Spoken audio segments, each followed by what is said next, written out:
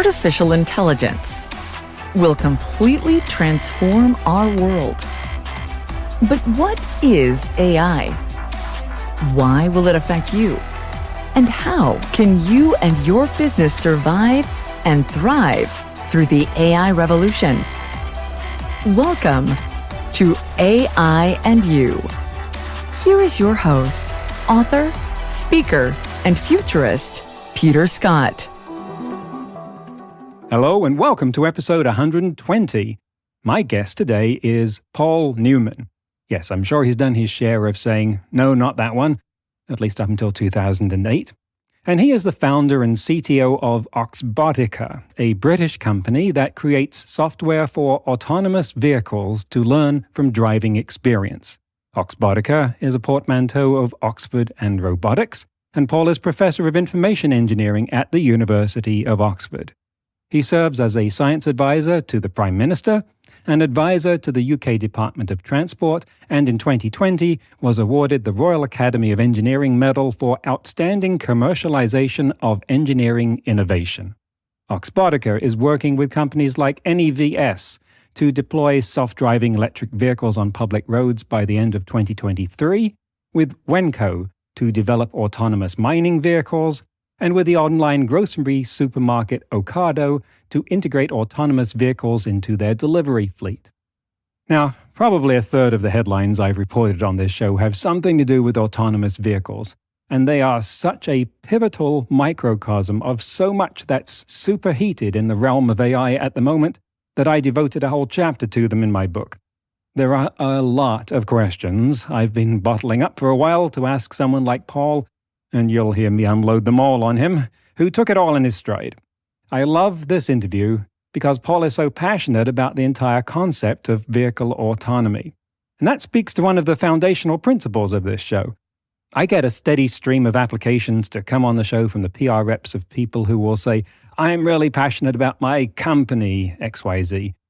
And that's a giveaway that they're not right for the show, because we're not here to talk about the business of people getting successful where AI is just the background for them to talk about sales and customer focus, blah, blah, blah.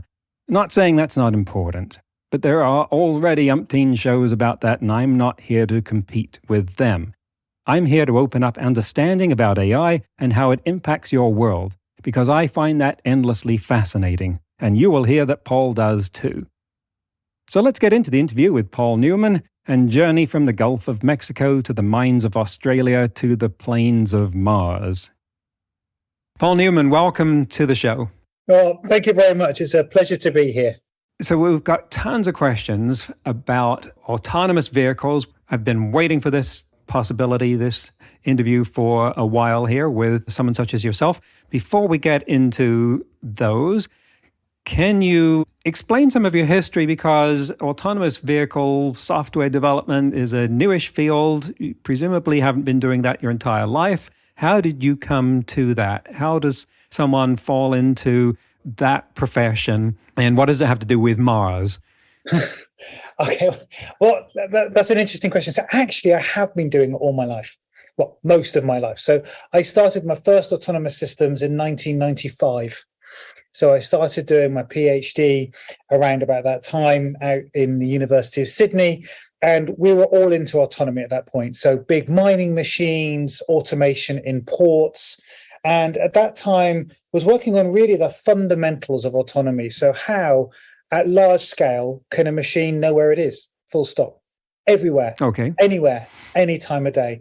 And I guess I've had a really privileged career, really, because, working on those fundamentals, and at that time it was a really vibrant research area in sort of the fundamentals of autonomy in an algorithm actually called SLAM, so simultaneous localization and mapping, which is kind of like, if you like, the grandfather of many of the techniques that we now use for answering where am I from a vehicle's perspective before we start moving on to perception and planning. So I was privileged in that sense to work in the Australian Centre for Field Robotics, where we really were working with some large vehicles. And in fact, the early work there, that is still an autonomy working system in the ports of Brisbane and in Sydney. So I think it's one of the longest installations of autonomy in the world. And I'm privileged that one of the radar engineers that I worked with there is a great friend of mine and is one of the directors of Oxbotica in the radar system. So that sort of those links have carried on for almost 30 years now. So, well, thanks. Yeah. Oh, and I'm just going to refer listeners to an earlier episode with former CTO of iRobot, Paolo Paganian, who explained SLAM to us. But Yes. If you can tell us your connection with Mars. You mean the planet? Yes. Yeah.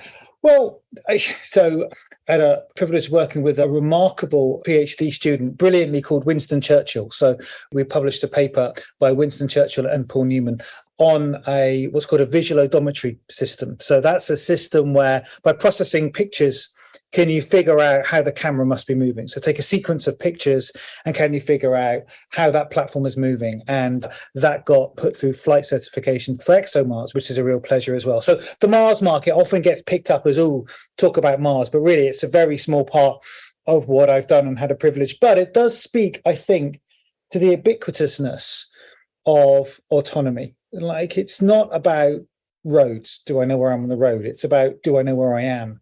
Be that in a port, be that in a forest, be that underwater, be that in a mine, and be that on a planet, although that is somewhat niche. And so I've been extremely privileged to work on the fundamentals of SLAM through to figuring out, can you relocalize yourself by just recognizing that you're back in a certain place, through to perception. And I guess I've always been a systems builder.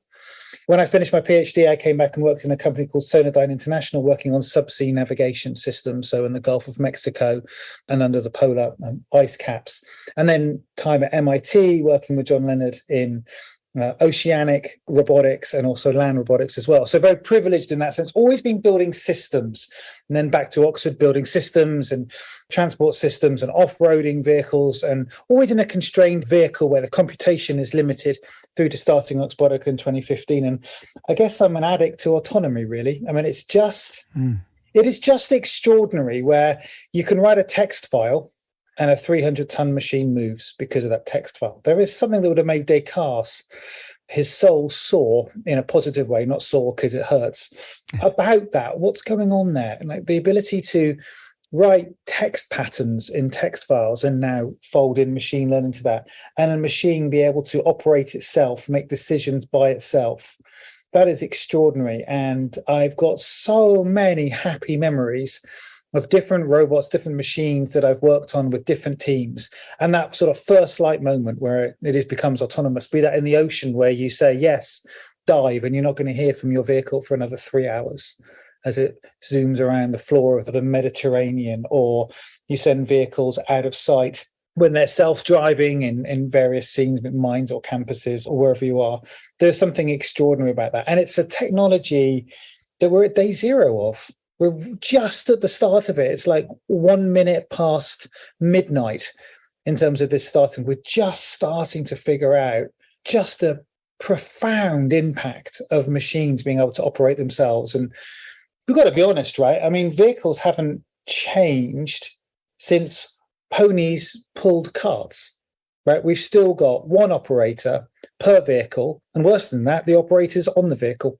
And much of what we build in our vehicles and the infrastructure we build for our vehicles is around that awful constraint of one human per vehicle. Well, get rid of that, and you have one human per N vehicles, and that human can be elsewhere. Well, then you get to rethink everything. You get to rethink the shape of the vehicle. You get to rethink its energy footprint. You get to rethink its size. You get to rethink its safety, and you get to invent new businesses on the top of it. Right. Well, we're entering some of the, to me, apparent contradictions in this field, and you've already raised one of them for me, which is the timeline and how long you've been working on this. And there were cars driving themselves around Paris in 1987, but this is clearly a niche kind of application there. The moment they lost sight of the road lines, they couldn't do it. Now, that suggests that we've been doing this a lot longer, obviously, and putting that in the context of, say, the DARPA Grand Challenge in 2004, where vehicles couldn't go a mile without breaking down. It's hard to unpack how fast we're moving towards progress here when so much seems to depend upon deep learning, which has only been around since 2010 or so. And if you look at the amount of hardware that is in, say, a Tesla, it's a supercomputer on wheels, and it's phenomenal. And yet it's still obviously limited. Are we... Well, I mean, this is one sort of concrete question here, but we'll get to more. you can expand on it. Are we hardware bound or software bound on the development of vehicle autonomy at the moment? They co-evolve, I think. I mean, hardware is never finished, be that in the sensing or the compute. And I think the autonomy software, just like operating systems on your computer, keeps improving at the same time. So I'm a strong advocate of rejecting exclusive ors, one or the other. Yeah, because why would it be one or the other? So these things sort of co-evolve. All right, fair enough. Well, then let me get to my central contradiction here in autonomous vehicles. And I'm speaking for myself, but I think I'm speaking for a lot of people, and that there seem to be two contradictory narratives in the world at the moment. One says level 5, just about here, any day now, you're going to be picked up no matter where you are by an empty vehicle. It'll take you to wherever you want. And then it will go off and join a herd of roving vehicles looking for other passengers. Parking lots will be a thing of the past. And I can find any number of narratives and TED speakers expanding on this and all of the things that go along with that. Competing with that, there is a narrative that we are at least a decade away, and that prediction is only because that's how long we figure we could do anything in. And that any kind of autonomy that's actually happening in the world right now is an accident waiting to happen. We're one Tempe, Arizona accident away from these deployments shutting down. And then competing with that, we have things like robotaxis operating in San Francisco, where passengerless until they pick someone up. And so I find this tremendously contradictory to try and resolve this. And it's very unfair to unload this vast, undefined hairball on one person. But here you are. Are you prepared to try and help me make some sense out of this? Sure. Let's spend some time unpicking this, right? Because, it's a fair set of questions and I get asked it a lot. So let's spend some time unpicking it, okay? I think let's start by including the word where. So where are we talking about autonomy and under what conditions? And then after that, we'll get to the economics of it, right? So if we just take it from a technical perspective to start with, and then we'll fold into that the economics, because they do map to each other. So the real complexity, and one way to answer this is, where's the complexity in autonomous vehicles coming from? But what's the hard bit that's left to do? And it's really about predicting the future. So it's about, given what I see right now, I'm anthropomorphizing, given what I see now and what's happened recently, and all the things I've ever seen before, can I make a good prediction of what's going to happen in the next 5, 10, 15 seconds, and then make a plan that is sympathetic to that prediction?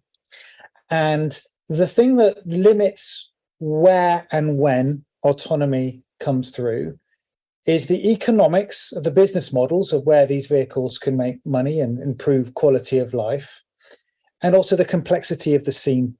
So how much can the scene change over the next 3-5 seconds? And so in some ways, freeways are not complex because everyone's moving relative to each other at quite a slow speed. It's quite predictable. And you might say, well, that's one of the reasons where the fewest accidents happen on freeways and motorways, as we would call them over here. Whereas more accidents happen at like the 30 to 50 mile complicated country roads because they're set up in a slightly different way. So complexity of the scene, weather conditions, that's a big determiner of where we'll be operating these things. So I personally think it will be quite some time, really a good many years, before you can go to a dealership and say, I'll have the car with no windscreen and no steering wheel. And that has the same functionality in terms of getting you from any A to any B at any time of the day that you choose, as your car currently does. What SAE calls level 5. Well, yeah, but I mean, level 5 means there's never a human that helps. Whereas you might say you might have a level 4 where the vehicle has no steering surfaces or control surfaces inside it at all, no steering wheel, but could call in for remote assist at some point, okay? But that doesn't scale very well if you have millions of vehicles out there that are calling in with no windscreens or steering wheels at all. I think that is really some time away. And the reason for that is the totality of the solution that's needed, okay? Because it's almost binary at that point. Now, before you get to that, if we just talk about public transport before we talk about industrial autonomy and where we also operate, before you get to that, there are other applications that I think make a ton of sense. And one of those would be, for example, small 12, 16 person microbus services that run on certain routes because the vehicles have confidence about those routes. They work on known routes, just like buses do. And I think in London alone, I think this is right, or it could be the UK, there's something like 4 billion bus trips a year. So it's already established that people take buses and will share transport. And there's a market where, buses go where buses fit. So autonomous shuttles go where autonomous shuttles fit. Okay. So that's interesting because I don't then have to do the entirety of the problem. The economic case is way, way stronger. The shuttles would work where the shuttles can work, where the complexity can be managed or is reliable. And they work as a bus service does, and people wait for buses, and it's not quite the same. And the economics are quite different there as well, right? Because it's not personal ownership, it's CapEx, and you can change where the drivers are and where the operators are. Now, before you even get there, you've got other opportunities like limited area last mile delivery. So that makes a ton of sense. So if you've got micro distribution centers and you want to distribute goods to some customers in a 2-kilometer route, perhaps in a city where the vehicles only go to 15 miles an hour, that sounds quite reasonable as well. So there's a different safety barrier there as well, because you're not carrying people internally, but of course you mustn't give an inch on your safety requirements for carrying people externally. So can you hear what I'm doing is the dial I'm turning here is what we call operational design domain, so the ODD. I'm turning backwards from everywhere on the planet, all conditions, any A to any B, and turning them back to some places some of the time. And you can dial that all the way back through a continuum of autonomy back to the stuff we were doing in 1995, where it was ports, lifting up shipping containers and putting them down in known places. And that autonomy system's still working. And then after that, there were mines, and the mines are autonomous. And for example, with BP, with working on autonomy systems for solar farms and wind farms or around chemical plants. So across the board, I think you can dial the complexity of the domain up. And my view is that the same problems exist in all of those domains, just a slightly different complexity. So you still need to answer, where am I? What's around me? What should I do? You need to do it in all of those if you're going to be autonomous. And occasionally you're going to need help. And you must stop and you must be aware. I know, forgive me, I anthropomorphize a lot. When I say you or I, quite often I'm talking from a robot's perspective.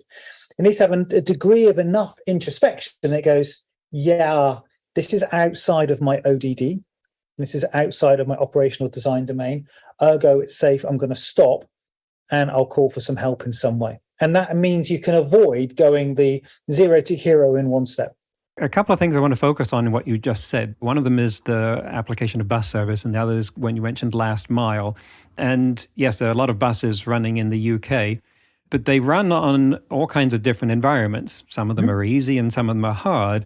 And it intrigues me that you focus on the bus application when it seems to me that the buses can be running in a variety of environments, and that's where the problem is, not what is traversing those roads, but the things that they have to deal with.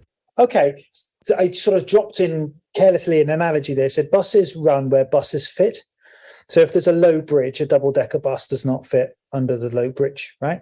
And I mean the same in terms of autonomy systems as well. So they would start to operate and be rolled out in those domains where the ODD is simple enough for them to do it. And I was using an analogy of buses run where buses fit. So autonomy shuttles won't replace every single bus immediately on a Wednesday, but you can see where they would start to be rolled out. The kind of routes that they would take might be in routes that don't have an enormous number of unguarded, unprotected right-hand turns or left-hand turns, depending on what side of the road that you're on. Might have, for example, double red lines, so no cars can be parking there, so you're not pulling out into the oncoming traffic if you've got very narrow roads. And London's defined by having very narrow roads in that sense. You could take the same technology and say, well, actually, I'm going to run it around airports, because airports is full of people going from A to B, from local hotels or between terminals. Well, there you go. That's a cookie cutter application. And maybe use the same technology there for parcel delivery and suitcase delivery around those places as well. So the single thing you mustn't do, and this is what I've spent a career doing, is not overfitting to a domain. Don't build something that requires the roads. Don't build something that looks for lane markings. If they're there, well, that's a competency you add, but it fundamentally needs to be able to operate across all kinds of scenarios and sort of scene settings. And then you add a competency if you want to be, you're operating in Germany and the Germans hang traffic lights in a different way.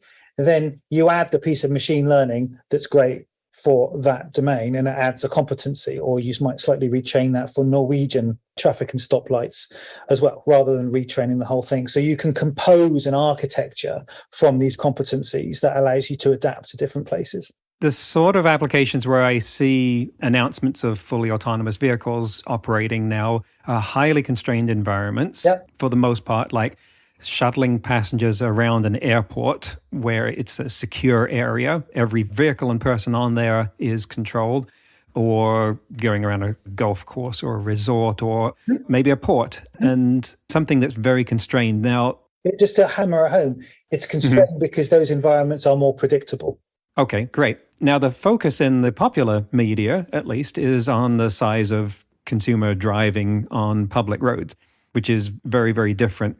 And we're starting to unpack here, I think, a narrative of that's not going to happen in a general scale for a long time. But there are parts of it where we can expect progress. I've been expecting that would be on freeways, because much more constrained environments, anyone running across a freeway on foot has an expectation of a lowered life expectancy and so forth. And I think that's coming. And I think you're right. If you look at companies like Aurora, they are saying the first application will be long-haul trucking. Okay. What I'm having trouble with is seeing where are the edges of this defined, because government's not doing it. And that was one of the first things when I encountered this field that astounded me, was that the almost total lack of regulation. I was amazed that when I got my Tesla, I could tell it to drive itself anywhere. And if it could find a line on the road, it would try and do it. And that wasn't regulated. But isn't that because you're supposed to have your hands on that steering wheel the whole time and you're in charge? Well, that's the thing. And that's falling back on to that regulation. But that I am still surprised that government haven't taken the opportunity to regulate things, just because that seems to be what they live to do. And then more importantly, I think that they haven't defined the edges of here's where we're going to let you do this and here's where we're not. Do you need that kind of regulation? Yes, but which government? Well, the one that controls the roads where you're operating. So, for example, European law has moved on this. And now there's a thing called ALKS, so automated lane keeping systems, where they've clearly defined the conditions under which vehicles can change lanes without humans are in the vehicle. So there is quite strong statements about where these systems can operate now. It's quite a big deal as that came through. The UK government's doing a great job in setting out a plan for regulation about what it means to be a developer of an autonomy system that will carry the public on highways. So I think there is real movement on this. There are standards that are coming through from the UN on architectures and how would you have explainable autonomy? What does it mean as an audit? What does responsible autonomy look like? How do you audit autonomy? So there is good thinking on this. I think I would probably nudge you that it's probably not as bleak and as Wild West everywhere in the world. I was trying to be concise more than complete there. So what I'm thinking about is that it seems to me that the edges of where are the environments where you can say autonomy is okay, autonomy is going to get me a positive payoff, versus no, I am not ready for autonomy there. How can I know where those are? Because if we look at safety as a goal, and that's the most widely promulgated role, then there are clearly some applications right now where a car is safer. Like I would trust my car to be safer driving 100 miles down the freeway than me, because I will get bored and it won't. And in that context, it's going to do a better job. But in others, it's not as safe. And when it's life at stake, it seems that those edges, those boundaries of here we're going to do it and here we aren't, should be defined quite clearly. Are we getting there? Are we trying to get to that kind of clearness of definition? I think that's a really great place for us to spend some time talking. So let's do that over the next few minutes. And really, I think what you're talking about there is assurance. So how is the technology and the legislation that supports the application and deployment of that technology, how can it produce trust with the public that this is a trustworthy thing? And I think trust comes from several axes. It's a Gloriously overused word, but it's just fabulous because it really does encapsulate what we need. So you have to trust that it's being developed appropriately. Right? And so automotive have standards and ways of working that means that you should really be very confident the wheels aren't going to literally fall off your car. They're very, very good at doing this. And there's process in there and there's best practice for engineering. And one of the great questions in autonomy engineering is, how can we leverage the best of what's been developed over the last 100 or so years in the automotive industry and the aviation industry in terms of how to develop and how to test, and apply that to software systems that are so different from those, that have open numbers of inputs, the world can change its appearance so quickly. What's the best way to lift that? And how can you assure those development processes is one thread of it. And then you have to have assurance that an external party is clued up on what safe and best practice looks like. So does the vehicle in its entirety, the software plus the vehicle, what sort of testing does that need to go through? Yeah, under what conditions? So it's not like testing a tire.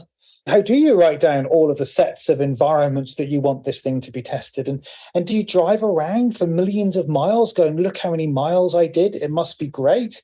Well, that seems barking, doesn't it? Because you're basically driving around doing the everyday thing, hoping the extraordinary thing happens, which it may well not do. So I think one of the greatest areas of innovation that's required for AVs at scale in the way that you've been talking about is around the verification and validation of these systems at pace. And I think new technology needs to be invented on how we can take a software system and we can stress the hell out of it in a very non-intuitive way to find its nightmares, to find those corner cases without having to drive around thinking I've done 1,000,000 miles and that's going to be great. So, one way to do this is simulation, but even that's not enough, right? So what I think you need to do is you need to be able to build tools that take a piece of software, take the place you want it to work in, and then perturb, and we would use a thing called reinforcement learning, that wraps around this, says, okay, in this place, under these conditions, how do you respond? It's okay, I've done quite a good job here. Yes, okay, I'm going to make more of a nightmare for you. And it seeks out those corner cases. And I think that's a very important part of building assurance in the development of these systems, which means we can do verification and validation at speed. And I mean really, really fast, not the years that it would take of testing a new starter motor, but really at speed on the software. Because I think we might be morally compelled if there was an incident in Copenhagen that we would want to roll out the learnings of that incident to Cape Town within hours. Right. That's one of the most compelling reasons to have autonomous vehicles. At the moment, you learn to drive at 16. All 16-year-olds have the same incompetence, typically. They have no experience at all. They're 16. And all 16-year-olds for all time are about the same. There's no reason to imagine that a 16-year-old in 25 years is going to be a better driver at 16 than one is now. But the promise of autonomous vehicles means that every vehicle that is autonomous has the benefit of every autonomous mile driven by every vehicle in the history of time, in principle. That is the knockout. Yep. That is the knockout. So how do you provide assurance about that? Okay, we're splitting this interview into two halves for time and attention. You know the drill. That's the end of the first half. Kind of an abrupt break, I know, but we don't plan for a dividing line when we're talking. We're just caught up in the moment. I think what's becoming clear to me from what Paul's saying is that the reason the whole space of what the state of AV deployment is at right now looks so complicated to me is because it is. There's so much going on with so many companies and regulators and other bodies working together that the kind of certainty I'd been looking for in terms of what's going to happen when just isn't available. It doesn't exist. We're getting closer to it in this interview than I've been before, but if you were hoping to get a concise roadmap you could slap on the wall, no one's got that. Obviously, we'll be doing more with this next week. In today's news ripped from the headlines about AI, and trying to pick one that isn't about AVs this time to keep from coloring the interview, Elmira Osmonovich Thunstrom, an organizational developer at the Department of E-Psychiatry, yes, there's an E in the front there, at Sahlgrenska University Hospital in Sweden, wrote in Scientific American that she gave a prompt to GPT-3 as follows, quote, write an academic thesis in 500 words about GPT-3 and add scientific references and citations inside the text, end quote. She was amazed by the result. I entered the same prompt myself into the Da Vinci model and got back exactly what I asked for, complete with 3 numbered references that were entirely appropriate. Thunstrom was very taken with the questions that this raised, however, and said, quote, "It dawned on me that, although a lot of academic papers had been written about GPT-3, and with the help of GPT-3, none that I could find had GPT-3 as the main author," end quote. So she decided to write a whole paper, or rather to get GPT-3 to write a whole paper, about itself from iterative prompts, but using at most the 3rd iteration of results and not cherry-picking the best bits. She and her advisor had their paper within 2 hours. There were a few moments of panic. She had to answer the question, do all authors consent to this being published? So she asked GPT-3, and it said yes, fortunately. She also had to ask if it had any conflicts of interest, and it answered no, although that might be more debatable. It was published on the international French-owned preprint server called HAL, H-A-L, yes, I know, and is awaiting review at an academic journal. Thunstrom's excitement mirrors that of many of us at encountering what GPT-3 can do for the first time, and there's a certain charming naivete about it. But she does explore the issues more thoroughly than most people and writes at length about the process they developed for creating the narrative flow of a paper. Of course, if this can be done for all kinds of content, there could be a lot of angst in the academic publishing world, but just because it can be done doesn't mean that it will. We may be approaching a time when an AI can usefully help write an academic paper on a novel subject, but a time when the human authors would find it appropriate to give it the freedom of the main author is, I think, much further off. Still, the fact that we're even talking about this seriously is an important sign of how far and fast transformer models have evolved recently. Next week, we'll conclude the interview with Paul Newman, when we'll talk about some fascinating detail on how AVs can handle situations they're not prepared to drive in, and regulatory requirements, and the big question of how completely autonomous vehicles will roll out in the real world. That's next week on AI and You. Until then, remember, no matter how much computers learn how to do, it's how we come together as humans that matters. That's all for this episode of AI and You. Please leave a rating and comment and share with your friends. Get the book Artificial Intelligence and You and see more videos and articles at aiandyou.net. That's aiandyou.net, where you can also send us your questions. Thank you for listening.